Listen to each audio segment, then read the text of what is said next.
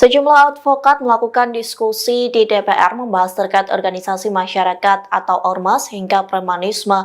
Menanggapi hal itu, Ketum Grip Jaya Hercules meradang dan menegaskan akan membawa kasus ini ke ranah hukum. Dikutip dari Tribunnews.com, Hercules mengaku gerah dan terganggu dengan tindakan para advokat tersebut.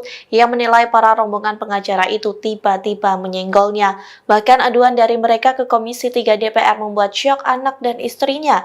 Hercules pun menyebut tindakan yang dilakukan para advokat ini merupakan sebuah pengancaman dan provokasi. Oleh sebab itu, Hercules akan membawa kasus ini ke ranah hukum.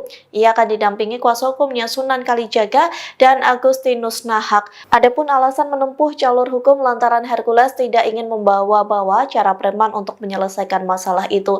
Diketahui sebelumnya pengacara Saur Siagian meminta Ormas Grip Jaya segera ditindak tegas lantaran dinilai meresahkan warga. Saur mengingatkan DPR soal Hercules yang mengancam akan mendatangi kantor Gubernur Jawa Barat. Saur juga menyinggung soal adanya dugaan penyegelan perusahaan yang dilakukan oleh Grip Jaya.